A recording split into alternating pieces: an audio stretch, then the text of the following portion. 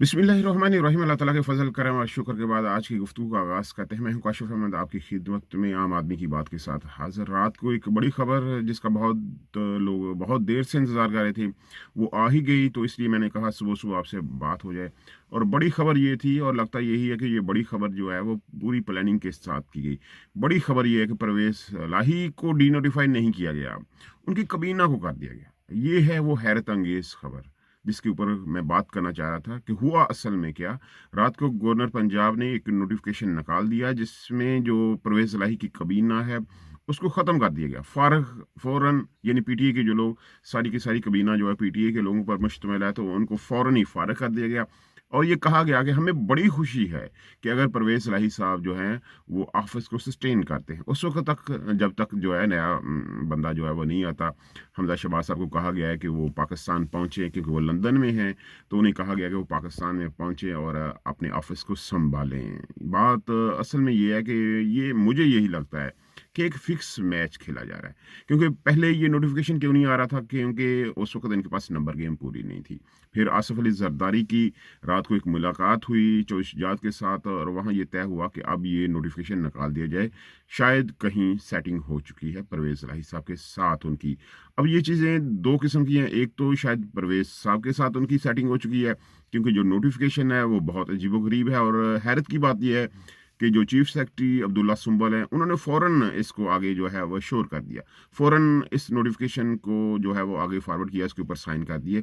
यानी सारी चीज़ें पहले से तय थी और अब्दुल्ला सुंबल का नाम जो है वो परवेज़ इलाही साहब ने दिया हुआ है। ये है बीच में एक नुक्ता जिसके ऊपर बात की जा सकती है, सोचा जा सकता है कि अब्दुल्ला सुंबल का नाम जो है वो परवेज़ इलाही साहब ने ही दिया हुआ है।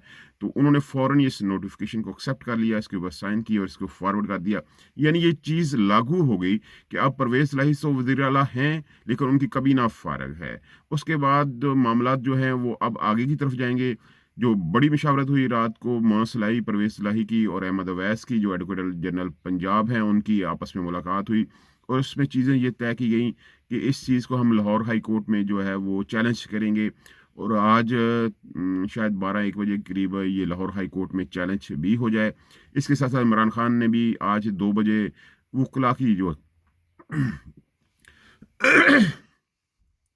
इसके साथ-साथ इमरान खान ने भी आज वुकला की जो है टीम बुला ली हुई है। पहले वो अपनी टीम के साथ मशावरत करेंगे, जिनमें अनवर मंसूर हैं और जो सलमान नियाज़ी हैं और बाकी जो लोग हैं उनके साथ, जिसमें अली ज़फ़र हैं, इनके साथ वो बाबर अवान भी हैं, इनके साथ वो मशावरत करेंगे। उसके बाद वो अकेले में कुछ मखसूस लोगों के, जिनमें हामिद खान हैं और ख्वाजा हारिस है, सलमान अकबर राजा हैं, इनके साथ वो अलहदा मशावरत भी करेंगे। आज उसके हवाले से मशावरत होगी और उसके बाद जो है वो ये फैसला किया जाएगा कि पीटीआई अब क्या करेगी, क्योंकि काफ लीग तो बरकरार है, उनका वज़ीर आला है, लेकिन पीटीआई फारिग हो चुकी है।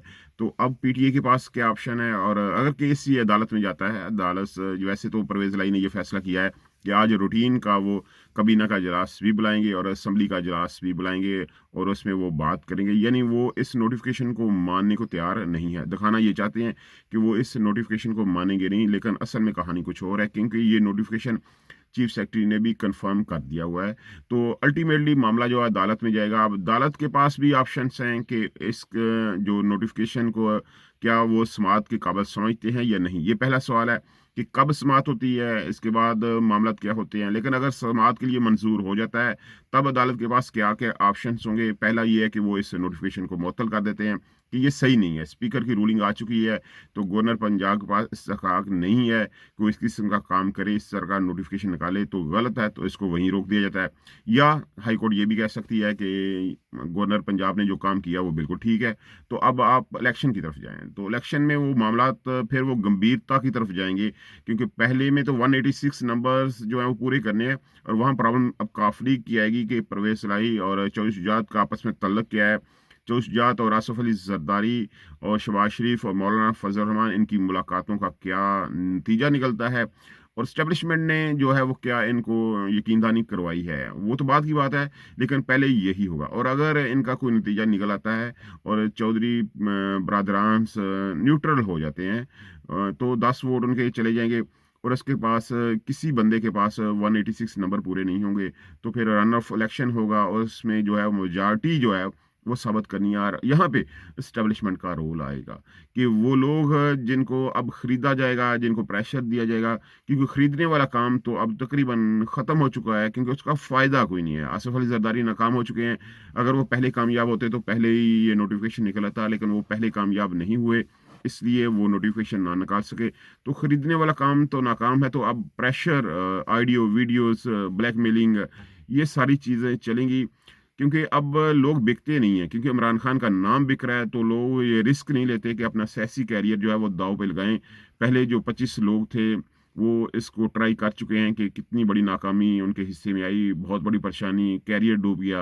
और फिर बात यह है कि जो खरीदेंगे उनको एडजस्ट कहाँ करेंगे। पहले जो पीडीएम की जमातें हैं वो नून लीग से पंजाब में हिस्सा मांग रही हैं, पीपल्स पार्टी अपने कद से ज़्यादा हिस्सा मांग रही है। तो प्रॉब्लम्स तो हैं। तो नून लीग में पहले वो 25 बंदे एडजस्ट किए हुए हैं, नून लीग के अपने बंदे शोर मचा रहे हैं, तो अगले बंदे जो तोड़ेंगे तो वहाँ कहाँ एडजस्ट करेंगे। तो ये बहुत बड़ी प्रॉब्लम्स हैं। तो खरीदने वाला काम तो नहीं है। तो इसका मतलब है कोई इनको कहेगा कि आप अगर कामयाब ना भी हुए, आपको अगर सीट ना भी मिली, तब भी हम आप अकोमोडेट करेंगे, आपको वजीर बनाएंगे, मावन खसूसी बना देंगे, कुछ बना देंगे। ये सारी चीज़ें अगर किसी ने इनको कही हुई हैं, तब मामला सेट होंगे। और मेरा ख्याल है तब भी कुछ लोग जो हैं वो असम्बली के इजलास से गैर हाजिर होंगे, तब मामला जो है वो तहरीक इंसाफ के लिए बहुत मुश्किल हो जाएंगे। तो लंबी गेम है, गेम आज सारा दिन चलेगी। आज क्या क्या होगा, मीटिंग्स क्या होंगी, इमरान खान मीटिंग्स में क्या फैसला करेंगे, क्योंकि इमरान खान अब पीछे हटने वाले नहीं हैं, ये तो बात तय है। जिस मूड में वो हैं, जिस अग्रेसिवनेस में वो हैं, वो अब पीछे हटने वाले नहीं हैं। और लगता यही है कि जो साहब इक़्तिदार हैं वो भी पीछे हटने वाले नहीं हैं, वो भी डंके की चोट के ऊपर अब काम करना चाहते हैं। तो मुकाबला जो है वो अब डंके की चोट के ऊपर ही होगा। और अब आवाम को ये फैसला करना है कि वो किन के साथ खड़े हैं।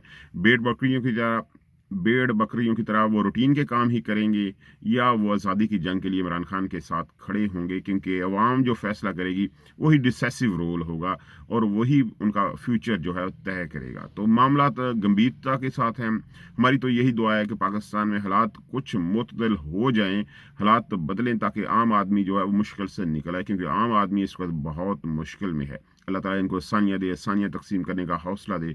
आपकी मोहब्बतों का बहुत शुक्रिया।